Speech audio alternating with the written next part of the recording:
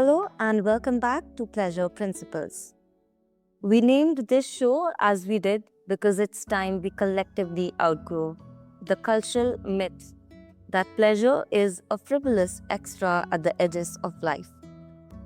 And just as importantly, we must step carefully around the opposite illusion that pleasure, orgasms, or spiritualized sexuality can solve every wound, heal every trauma, or instantly elevate us into enlightenment if we just try hard enough.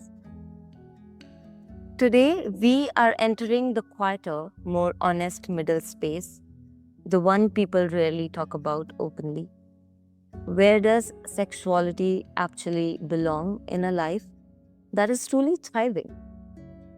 And today we have Louis on the show, who has journeyed through the entire spectrum, periods of celibacy and shame, expansive explorations of conscious non monogamy, and finally into a kind of intimacy that can soften the body, reorganize the nervous system, and expand what one believes is possible in relationship. Louis, it is an honor and a true pleasure to welcome you to Pleasure Principles, and I'm looking forward to this conversation. Me too. What a subtle, rich approach to the topic. And this whole world is really fascinating to me. So thank you for having me on. It's a pleasure. And to start with, Louis, let's begin with something which is very practical, okay? So many high achieving adults, they treat sex and pleasure like a supplement, like a vitamin that they take only when they remember or when life gives them a moment of breathing room. And it's literally a vitamin for them. It's a necessity like that. So they don't reject it, but they don't see it as essential nourishment either. So in your view, is this distance genuinely concerning? Or can it sometimes reflect a mature and intentional prioritization? So, how do you take this approach and what are your takes?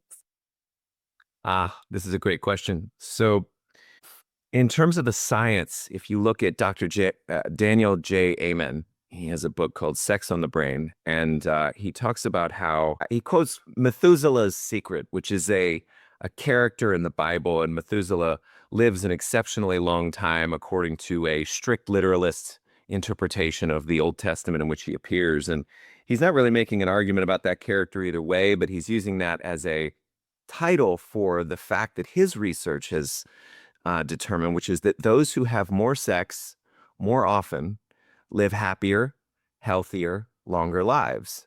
There are cognitive benefits, there are emotional benefits, and it seems like that is part of what we're here for. It's part of what we're here to do, whether by divine design or evolutionary psychology and human biology. It's pretty obvious that pleasure is not just a would be nice, it is a must have in the suite of behaviors and things to attend to that make us maximally thrive and flourish. And we can tell from people who are, going without pleasure for long periods, if they're not recirculating sexual energy in the vein of Montauk Chia's million dollar, multiple orgasmic man. I think of his $1,000,000 point, which is something he mentions in the books. It's one of the ways of doing that. But if somebody isn't recirculating or recycling or redirecting, I look at Think and Grow Rich, the chapter on sex transmutation. If they're not using that energy in a certain way to build or create, then it will torture them. It will torment them. And even in those systems, I think that there's an overemphasis on the spiritualization of pleasure. And I loved how you pointed to that in your intro. Like it's not the solution to all ills, and the complete transmutation of pleasure is not the ideal state for everyone. It is a gear that we're meant to be able to shift into. And so if someone is not available through discipline or practice or awareness to shift into that gear, well, then they're certainly missing a facet of life. But if they're not able to shift back into the gear of, oh, sex is nice, pleasure is good for you, it's healthy to pursue and receive and enjoy, and it's an individual proportion, right? What amount someone should be in either of these gears, and yeah, so that's the one side of it, is how can we healthily integrate by allowing it up in awareness of the science and of the downstream consequences of like repressions, suppressions, shame, avoidance. And then on the other side, like our culture, you look at social media, you look at American media specifically. I grew up in America.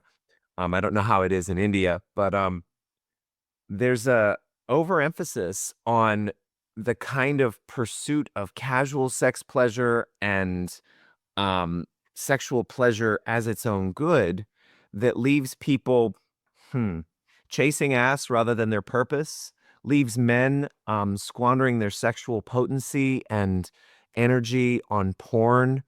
And it's been argued that, you know, for men who have a strong will and the capacity for basically penetrating the world with their purpose and shaking up those things that are dysfunctional or delusional about modern civilization, for those men who are not doing that, but rather in pursuit of pleasure to their own detriment and to the detriment of serving that purpose, well, they're walking around with empty balls and full stomachs and weak bodies and weak minds and weak wills, when in fact I believe it is the divine design, and it's also an evolutionary, see, I see things from multiple perspectives here. It's also an evolutionary capacity that not every man activates. And so most men are walking around with, as I say, empty balls and full stomachs rather than full balls and empty stomachs, and the kind of hunger for bringing their full power online and their full capacity into the world. And again, even for those men at a level of high performance, like the men who I study under, who have the greatest relationships, or and also the greatest high performance, like 8-figure coaches who are making lots of money. These are in my personal circle. Like they're still having sex sometimes 17 times in a weekend or a single day, right? And that seems to be correct. It seems to be the case that Eros has that ability to consume and traverse us with that level of intensity and frequency, and that it can be done and allowed and nurtured and respected um, in a aligned way that does not take over or become sex addiction or pornography addiction or chasing infidelity and variety and novelty. And the last thing I'll say about this is that the the search for pleasure is not the same, or the allowing up of pleasure is not the same as the pursuit of orgasm or penetration. It can simply be touch or hugs or caresses or, um, mutual gaze. If you look at the tradition of Tantra, the soul gazing, right? So many uh, people are overly obsessed with the kinds of pleasure activation and receiving that they see in pornography or media, that they're leaving so much that is more fulfilling on the table. In fact, I attended, it was recently launched in Austin, this thing called Conscious Intimacy Games, which I don't know, all of the cities that it's in, but it's worldwide. And the whole idea is, and the teacher shared his experience. He said, sometimes I'll have sex and I'll feel unfulfilled, like it was a junk food meal. And so in my coaching in Make Love Easy, there's a distinction between gourmet sex or gourmet pleasure approaches and junk food sex or junk food pleasure approaches. And so at the event, there was very little, though there was some, in terms of what would be considered more sexual or romantic, or, sensual touch. But most of the time was, you know, uh, authentic, vulnerable sharing, or certain types of hand holding or, um, holding someone in an embrace. And what I observed was a good match to what he framed the event with, which was, sometimes I feel more fulfilled giving my body what it is actually craving, which is this nourishment of touch and intimacy and connection, than just sex, than just pleasure. And then, thank you for your generous listening. I've got one more thing that came up just to round it out, this response. Pleasure is our pleasure in a certain sense. The birthright of peace, love, and joy is available to all of us, but we're cluttered mentally, we're cluttered somatically and emotionally. We've been domesticated by preachers, teachers, family, friends, media, and government to not pursue it, to not allow it, to not even perceive our potential for it. We've been traumatized, all of us, to some degree, big or little t trauma. It doesn't have to be a formal, heavy dysfunction, to the point where that contact, in the same way that a lamp can be plugged into the wall socket, right? We find ourselves not plugged in to the ongoing perception and receiving and embodiment and activation of pleasure, bliss, peace, love, and joy.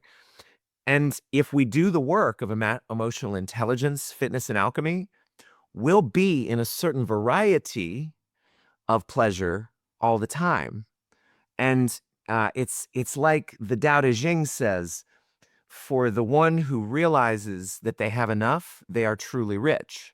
And so this neurologically documented biological, but also neurotheological, neuromystical phenomenon known as fundamental well-being, and I take from the work of Dr. Jeffrey Martin on this, who has a course called 45 Days to Awakening and a book called The Finders, where he interviewed people who had achieved basically enlightenment. Like, once someone has this, then there is a pleasure one can take even in pain. And it's not the same as sadomasochism, but there's a, like, literally, like, hey, I just had this horrible thing happen and I love that. And someone's not just saying that as some kind of Pollyanna, toxic positivity window dressing. They're experiencing it as a, all things work for good. And I wonder how this is going to benefit me, or literally taking pleasure in the specificity of the novel sensation itself. And so there's this wider range. If, I don't know if on your podcast you're hyper fixated on the monolithic kind of scientific version of pleasure.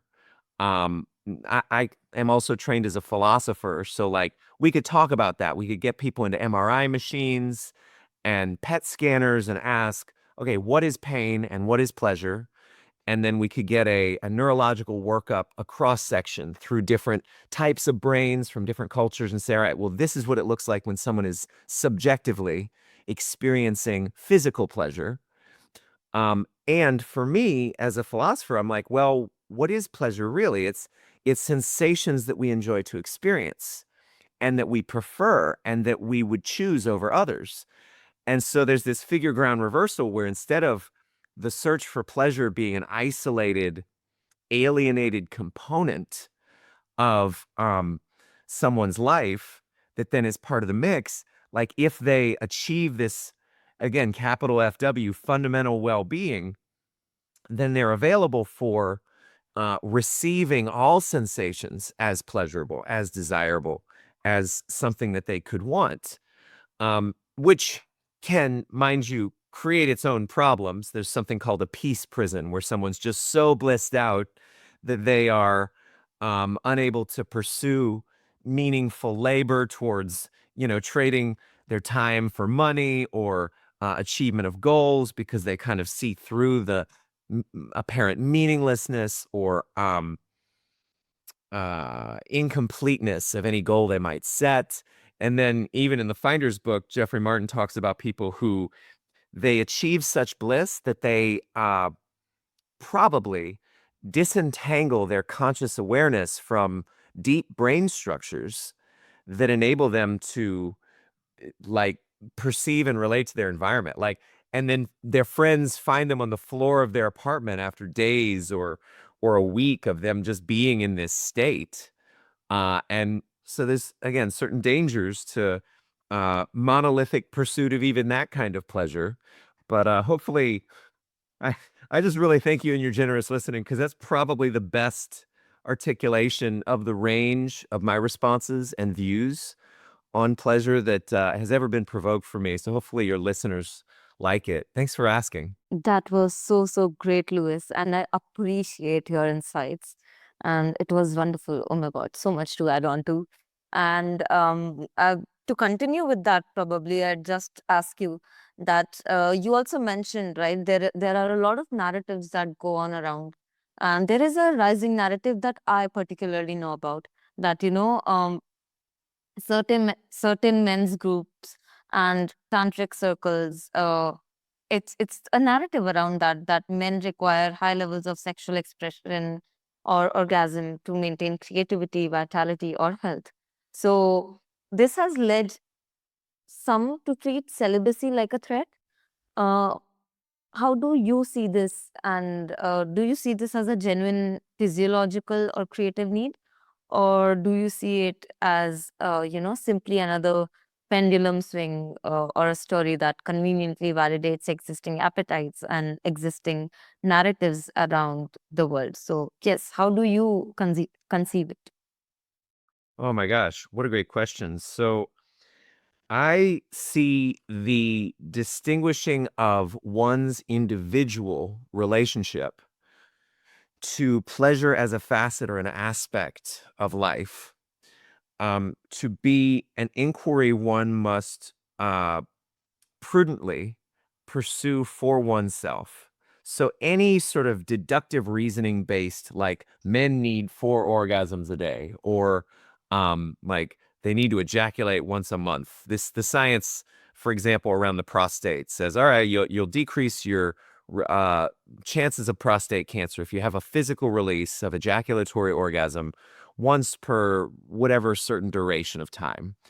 And like, okay, I mean, there might be a minimum baseline. If you start looking at um, the work of the Taoist sexual alchemists, in, for example, quoted in the Multi-Orgasmic Man, they give guidelines. I don't know how scientifically based these are, or reliable they are. Uh, like they haven't been tested or held to the same candle as Dr. Amen's research. But yeah, I mean, it's an inquiry, right? So I like to tell people in my spiritual community, the depth of your dogma depends on the breadth of your inquiry, your willingness to live with a question and to experiment and iterate through the question. So, like, yeah, you can look at Tantra teachers, right, in places like ISTA, the International School of Temple Arts, who are to some degree sex starved on some level and justifying abuse. And this is common in the tantra world for male tantra teachers to invite their female students into sexual encounters and relationships from an ego-driven and or a misaligned sort of sexual hunger, right, that they're not catering to, or they haven't found or built a healthy channel of expression for otherwise. And in ISTA, for example, there was great controversy because people were coming out regularly for years saying this is abusive. Like, even though the community explicitly says, if a student initiates with a teacher, then the teacher may pursue a sexual relationship, but not the reverse. I believe the policy was something like that. It would still lead to complications emotionally, energetically, psychologically. And so, like, yeah, the proper amount per person is really important. Grounding that in data, evidence, and research is very important. But I'd say turn yourself into a laboratory to any man who's earnestly and heartfully inquiring into how to answer this question for himself. Because that's really, I think, the most important way of answering this is, like, let us assume charitably that there are men like myself or like those in the so-called conscious spiritual community who are wanting to do right both by themselves and by those around them, like whether they be in a marriage or a relationship. And when I grew up, like I started from a felt sense of, well, my woman, my partner is responsible for my sexual needs, and if she's denying me, then she is like disrespecting me. And what is the point of the relationship? And that there's some fuzzy stuff around that biblically. It's interesting in First Corinthians. I'm a student of all the scriptures, but I've been studying the Bible lately because Christ is sort of coming into the popular eye, and I follow the love that I find in Christ, but I have a lot of questions about the rest of it. Um, and yet in First Corinthians 7, there's this conversation for let not the man deny his wife, and let not the wife deny her husband. And so, really, the way that that's originally stated, I kind of like it because sex is a bonding agent. It can provide glue inside of a relationship. It can deepen intimacy. And it's not like disregard your own needs. It's like provide a channel for both of you to honor their own desires through one another. And so I was answering the question for the heartful, considerate man, like, okay, how often should he have sex, or what is his answer? We'll find out what he needs, which is going to vary depending on the amount of testosterone he's got running in his system, the amount of activity he's engaged in. There are Ayurvedic supplements, for example, that a man could take, which could improve his performance as an entrepreneur, but also increase his sexual need and desire. Stuff like Mucuna pruriens or ashwagandha, gokshura. And then, so some people are artificially upping their testosterone, and then that becomes its own beast, its own sort of thing to deal with. Much as when a man goes to work out and builds a lot of muscle, now he has to consume a certain amount of calories. Technically, it's not protein. That's a myth. It's an amount of calories to continue to feed the cells that sustain those muscles and a certain amount of activity. And so in a similar way, if a man is, and I used to do this, so I went from sexually suppressed to sexually overly expressed. I wrote a whole book of erotic poetry called As Casanova. And then I finally have sought more deep alignment. And this can be seen in my work more in the Treasure of Souls Touching, A Hurricane, a Pandemic, and a Stolen Car, or the most recent, the bestseller in Sacred Sexuality, which is called A Creationship's Inception, Conscious Relating Through Polyamory, Entrepreneurship, and a Cult-ish. And in that book, there's a whole chapter called When Our Beasts Awake, which is about how nourishing it was for me to have basically every sexual desire fulfilled inside of the relationship that happened between me and my partner between 2022 and 2024, about which the book is a very slightly fictionalized recounting in order to um, keep the major players involved anonymous. Like anybody who did sufficient digging could probably find out, but it was a trope to kind of really honor my former partner initially, and then she gave me permission to say, all right, well, if you want to tell people that that's me, that's fine. I went to great lengths to painstakingly portray her lovingly, charitably, responsibly, and respectfully, even after I was going through the relatively harrowing and painful post breakup sort of heartbreak. And in any case, like there are certain ways in which if a see this gets into the conversation of we start from a man investigates for himself what he needs and gives it to himself and is fully responsible for giving himself what he needs. And that may actually be touch without orgasm. That may be sexual touch without orgasm, sensual touch, because he doesn't need pornography.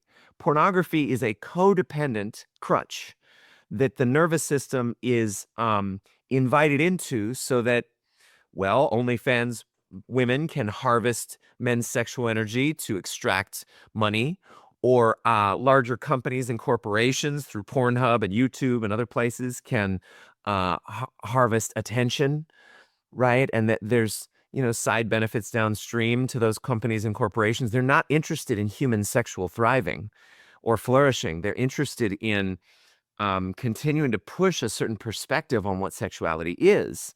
Playboy magazines, for every time they get sold and a man jerks off to these, like, it reinforces we don't vote at the polls politically as a civilization, or if we do, it has a very limited impact that varies based on culture and time and administration. We vote with our dollar bills. So every dollar speck of attention given to these forms that deform human sexuality or cast it. I'm not saying that all pornography is evil or bad or wrong. I'm saying very largely it has not been based on or built from a commitment to help men thrive or women. There is certain porn that's built by women directors who are looking to subvert the male gaze that is present in theater in general. Um, and they're seeking to have pornography that also portrays and honors more of a emotionally sensitive perspective, because porn divorces sexual pleasure from the emotional, energetic, and relational contexts that allow it to take its full meaning on. And apart from those full meanings, you can see why the younger generations, I think it's Generation Z, the Zoomers, whatever, they're avoiding sex because they can tell that there's something off about how their peers have been over consuming. And then you get people in Asian countries gaming men who are just, they don't even seek the attention or connection of women. And so there's so much dysfunctional, and I trace it in part to pornography. And I say, well, if a man is not using pornography, if he's giving himself what he needs, there will be a portion of his desire, and this is it is not good for man to be alone. You look at Genesis, or you look at all the traditions that point to some form of relationship being not pedestalized but honored. Every tradition from the various traditions in Hinduism or the Asian religions to Christianity, they point to, and I'm not saying that they're all gospel. I'm saying that they're indications. Religions for me are carriers of ideas that provide wisdom from lived experience. And if someone could parse through them for themselves, they could find keys pragmatically to living life in a more flourishing way. And so, if we may take these as a clue for what to do and what to focus on, channeling sexual energy into and through a partner and then into and through a relationship can bring about a capacity that we simply can't have on our own. So, does a man have a sexual need to connect to a woman on a regular basis? Absolutely. I will say, at the risk of being a little controversial, I'll say, fuck yes. Because the penis and the sexual energy channel that flows into it, it's like a positively charged battery. And then the vagina is like a negatively charged portion of a battery. And when they combine, there's an energetic, emotional circuit that gets completed. And then it again comes out through the positively charged breasts into the negatively charged heart of the man. And so there's this circulation of energy that allows for the creation of so much more in one's life in terms of depth, mystically or spiritually, or just creation and manifestation. You look at sex magic or manifestational things that can happen there. And like you just can't do those on your own. You absolutely can't. And even if you're not interested in sexual magic or manifestation, there is obviously a depth of pleasure and intimacy that can only be had through engaging at that level. So, again, going back to what scripture, as I recall, says, let not the man deny his wife, let not the wife deny her man. And this doesn't mean, oh, she has a headache, but she has to, or she should give me a certain number of sex per day or a certain amount of orgasms per week or whatever. That would be mercenary and sort of disrespectful. It would be pushy, right?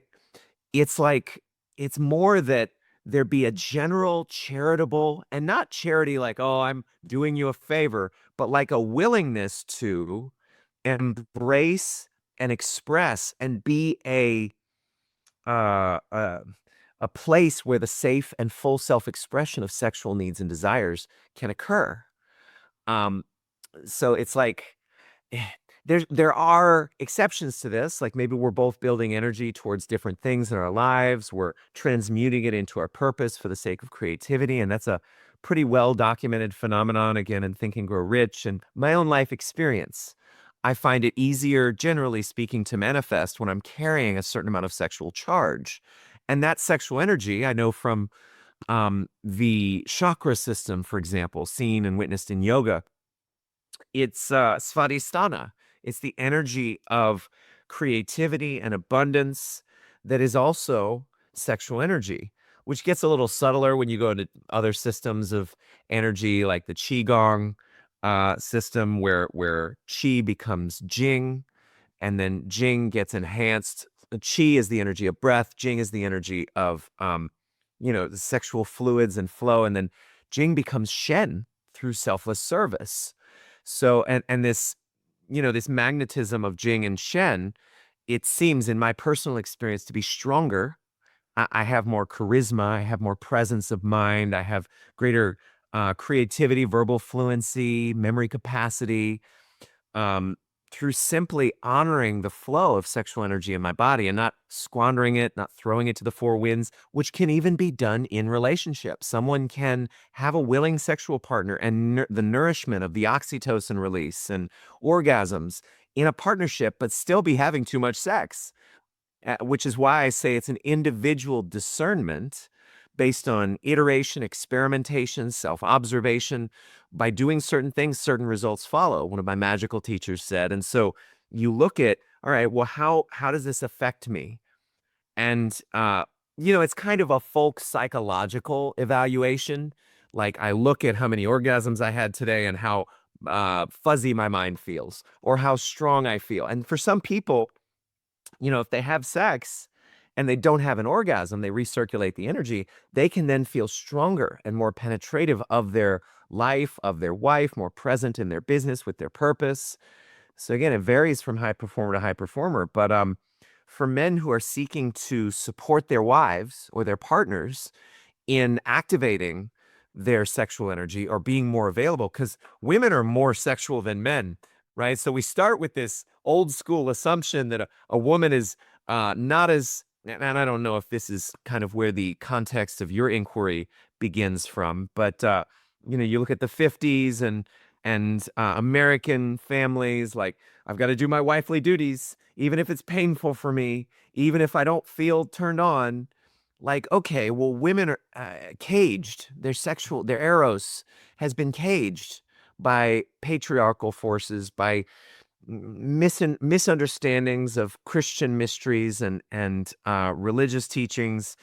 So they themselves are alienated from the full power of their pussy to guide them, of their connection with their sexual pleasure to inspire them. And so I think on both sides, there's a loving, sensitive, intentional, deep inquiry that needs to take place, where I inquire through experimenting and iterating and engaging with my body and allowing more expression there, inviting more expression, but not going overboard with it, and finding my healthy, unique, aligned personal flow, whatever that might look like. And again, I mean, you look at per partnership, even, it could be a different healthy high watermark or a different guideline that then gets developed. George Bataille, who wrote Erotica and was a philosopher both of the mystical and the sexual, he in his book Story of the Eye, which is, I love, it's an amazing book, highly recommend, even though it's kind of on the fringe in terms of erotics or pornographic fiction. Like, he was a philosopher, so he's very thoughtful about it. And the book, his whole central contention is that which is taboo is that which we believe will turn us on. Or we get turned on the moment we set any rule, we feel the desire to break it. So, oh, I should not have sex with someone other than my primary partner. Well, that you look deeper into the work of Esther Perel, who is a more science-based, because philosophy, it's just like abstract theorizing and speculation and distinction creation, right? With the scientists, they're like looking at the data and patterns of the data. She says in one of her books that the third always needs to be included in the relationship. So like, all right, and what that means is not like monogamish or threesomes necessarily. It's like a awareness that can then be channeled into fantasies or conversations or role playing. And so like in the example, Bataille said, well, the taboo creates the erotic. Like if I set up a taboo, then that becomes off limits, then I want it more, which goes into the psychological principle of scarcity. Same thing that is used, buy it now, this offer's only good for the next couple days, right? That same thing enters the psyche of the human sexual mind. And so we start to desire what we can't have more. But if there's a channel for it inside the relationship, then there's a healthy potentialized expression for it. And so going all the way back, this was a thread I wanted to dance with. And I thank your generosity for my sort of rhizomatic, like I'm going all these different directions within my answers to simple questions. And hopefully you have to tell me if it's still serving your audience. I assume it is. The there's training in neurolinguistic programming that a man can do, that I can lead him through, that will help him to activate the deep sexual desires of his woman, of his partner. And a lot of women, they are one might say sexually traumatized, but I'm not saying like rape, I'm not saying like abuse in that sense. I'm saying they've been cut off from the source of their pleasure and their power. And a man, if he can speak in a way that captures and leads an imagination and emotions of a woman, he can create what Bataille would call a sex life. Like we have an individual, unique sexual universe between us and any other specific sexual being. And so the full flourishing, flowering, blooming, and blossoming of that world, of that language, that dialect between my body and my partner's, which Judy Dutton in How We Do It, she says, what is the ideal number of sexual partners per person? And most people are surprised. They say like, oh, two or three. It's one. It's one sexual partner. And so that for me, I always interview my people in my sex or relationship trainings, and I say, all right, well, if you had the choice between sex with intimacy or sex without it, which would you prefer? And they always universally say sex with intimacy. They want the full potential involved in sex. And then I ask them, well, which would you prefer? A relationship where you get that sex with intimacy and it ends, or a relationship where love never leaves and you have that full flowering? And they always say, well, the one where love never leaves. And so it seems, just based on my sort of anecdotal personal experience, my experimentation, my research, my observation, that most people want to be in a monogamous relationship where sex flourishes fully. And at the nervous system level, it does not seem like we can entertain that full sexual or emotional or energetic or spiritual capacity with more than one person at a time. Now, I'm studying under a Christian 8-figure coach who talks about threesomes in Christ, and he's got a very particularly well-defined meaning for that, which is kind of rambunctious and perpendicular and radical. Considering what most Christians think. They're like, sex and marriage, one man, one woman, everything else is bad and wrong. And he's like, no, that's not what Scripture actually says or implies. And because I've had so much experience for myself of sexual variety and novelty and a range, from going from repressed Catholic to what I called Casanova to now, deeply, sensitively aware and intriguingly interested in finding that alignment, finding that most nourishing expression of sex for myself, and not going overboard in the direction of suppression or overly expressed. Which there's a cute little acronym. We go from suppressed, all of us, to some degree or another, generally speaking. And that's the problem most people have, to overly expressed, to exquisite alignment. So SEX, right? Suppression, expression, exquisite alignment. And going back to my training in neurolinguistic programming, like most women, if they look at themselves and they think, well, I don't want as much as my partner does, well, that's because the man is not doing enough work to be polarized, generally speaking. He is simply ignorant of the ways in which he can reach into her sexual subconscious to activate and open those doors and unlock those potentials for her. There are other trainings like ESO, the extended sexual orgasm. I'll never forget my friend Randall coming to me one day in 2012, and we were sitting at a coffee shop and hanging out, and he said, I'm still experiencing orgasmic pleasure right here. It's a little awkward, a little strange, a little weird. And I was like, what? Tell me about that. What do you mean? Because when somebody turns on the ESO work, they're able to have orgasms in their body that last for hours and hours and hours. And then I have a friend, he's an internationally renowned Tantra teacher.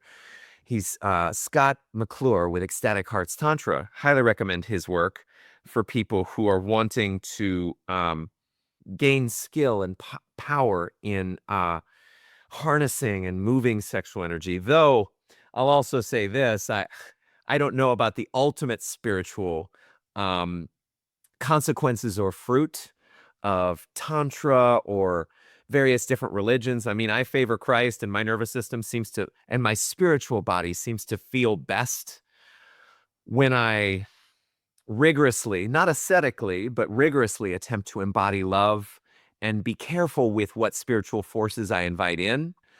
This is another problem with casual sex, is like you're plugging into the full world or sexual realm of someone else's connection, that like what they're connected to, what they're carrying in terms of limiting beliefs or energies or forces or potentially even demons. I mean, for me in the past year and a half, speaking as someone who's spent close to 20 years in the personal development space through theta healing and superconscious recodes and different modalities, like I've never experienced so quick and so efficient and so dramatic a change in my own body, palpable, visceral, obvious, evident, as when someone uh, came to me and said, in the name of Jesus Christ, I cast out these demons, all the demons of these different religions.